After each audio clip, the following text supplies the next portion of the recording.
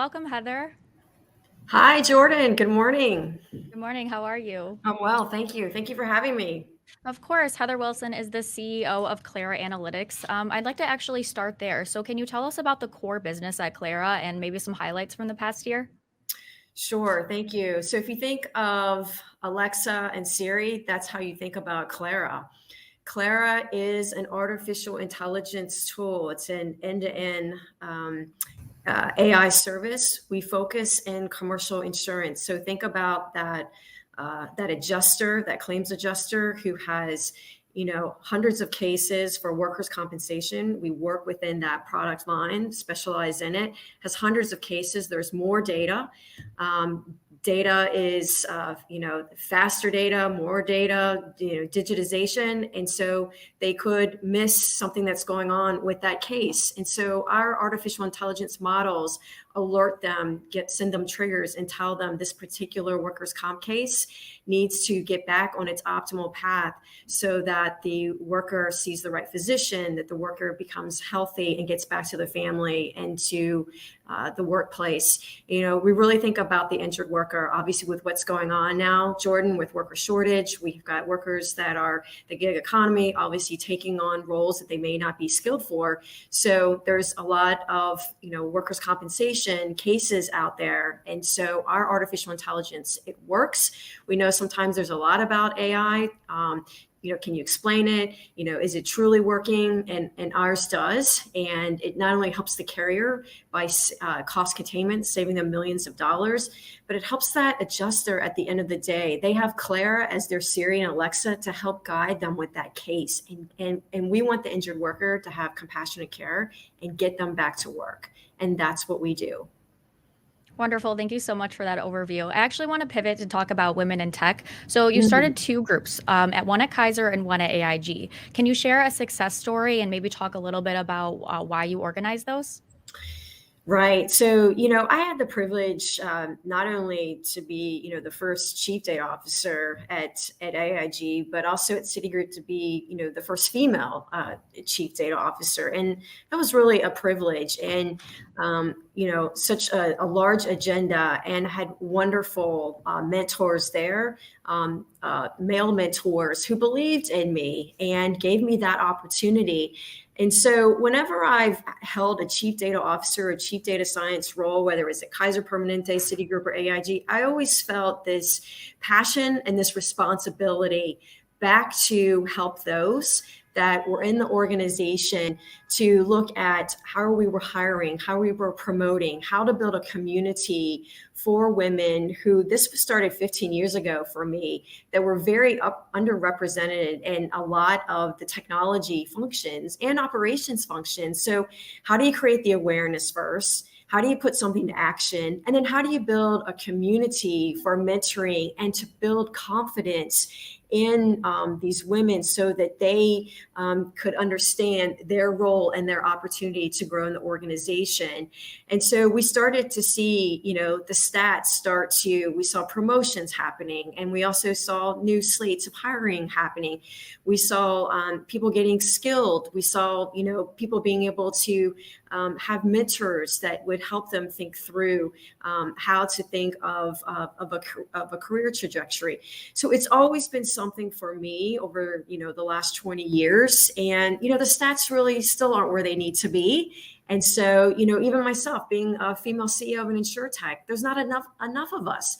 And I'm really proud that organizations and CEOs and chairmen of the board are putting, more women and underrepresented groups on boards these days, because you need that diversity, you need that opinion, and it's just been a passion of mine.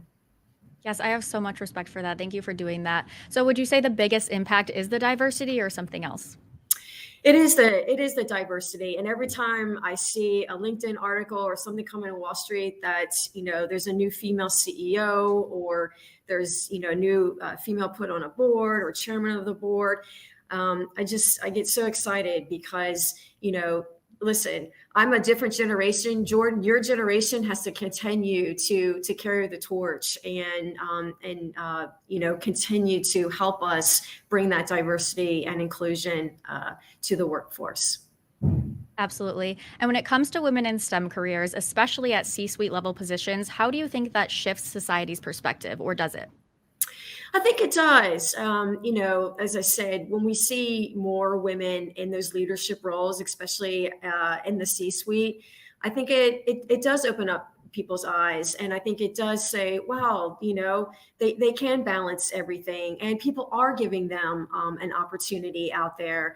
And kudos to even my board at CLARA for giving me this opportunity, and I'm on the board of Equifax. Kudos to that board and to the CEO of Equifax for giving me that opportunity. I mean, yes, it is an earned opportunity, but it's also they have a choice to make, and and for them to choose to go with a female or someone, African American or different gender, it matters, and they have a choice to make. And so I have a lot of respect. And so I do think the more that people make that decision, it brings more exposure, and we continue to carry that forward.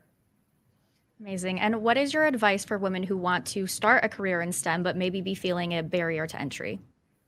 Yeah, I know, like myself, 20 years ago, whether you're sitting in a computer science class or you're sitting in a data science class, or you're sitting in a coding class, sometimes you don't see yourself. I remember then, the 30-year-old Heather and the 40-year-old Heather go walking to a boardroom, never saw, other Heathers in there. And so it created that passion in me. I think that it's really important to find that inner courage in yourself and to find that mentor. And that mentor doesn't always have to be another woman, right? I mean, I've had a lot of male mentors that have just been my advocate and just said, listen, Heather, you deserve this opportunity, and have propelled me in organizations. And I think finding that mentor, finding the confidence, and then just really digging heel and having that tenacity and knowing that this is the path that you want. There's also, when you work in STEM, it's a changing landscape all the time.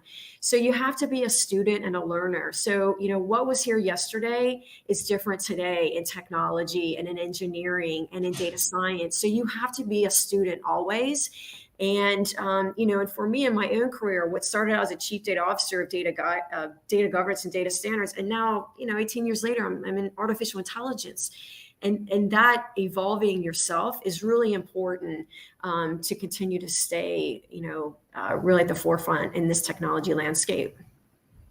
I love that. Thank you so much for your advice. And bringing it back to Clara Analytics for a final question, what are some short and long-term goals for the company? Sure. So, right now when we think about, CLARA has the beneficiary of, listen, we're saving, anywhere from 5 million to, 50 million multiple for a carrier. We're helping that adjuster, whether it's a new adjuster who thinks of, listen, I want my Alexa, my Siri, I'm a STEM extension, so give me my CLARA, or someone that's been an adjuster for 20, 30 years, give me my CLARA to augment, my human intelligence on this case. Or we think about the injured worker. Right now, we focus on workers' comp, but we're also going into commercial auto, Jordan, because there's a lot of propensity for litigation in there, and our artificial intelligence can again help the case, help the adjuster, and help the carrier. So we're really on a good trajectory of growth right now, and I'm looking forward to going into our next product line. Amazing. I can't wait to see what you guys do. Do you have anything else to add? Anything you want to tell us more about Clara? No, I would just say that we have a lot going on with our artificial intelligence. It's a very unique offering that we have. A lot of times people don't think about artificial intelligence of really helping someone when it comes to claims. And so that's really at the end of the day where there is a lot of costs in the carrier. And so when we think about how do we help that injured worker, that's where we think about compassionate care. And we think there's also a social responsibility around that. There's safety in the employer environment, but there's also how do we take this injured worker and get them back to health for their family and for the employer. And so we think that's a social responsibility to help make that happen. Awesome. And it's bringing like COVID into it. Have you seen a change in the business or not really? Well, there was a spike, obviously, in those cases with COVID. Also, folks did have, they pushed out maybe some of their procedures. that originally were, scheduled just because of COVID. But I'd say now, if you think about what's happening in the supply chain, right, and also with logistics, there's a lot of overtime. There's a lot of hiring of workers that may not have that skill set. There's also the gig economy, people on 1099s, and so all of that can cause the opportunity for accidents to happen. And so, when it does happen, we want to make sure we help the employer know the trends and the patterns, but then help the carrier to find the right physician and help the adjuster to make sure that that case actually gets taken care of exactly as it needs to, the most optimal path. And that's where artificial intelligence really does help that adjuster and that injured worker, because we are dealing with, this, supply chain and logistics, interesting time. And the workers really we need to help them and make sure they get back to a good place of health. Yeah, the supply chain is interesting. So has that impacted the business or not so much? It has, because, as I said, we are seeing a lot of these injured workers in the environments. And so what we like to make sure we do is we have one of the largest claims databases. Our clients contribute to the database, and so we're the custodians of it.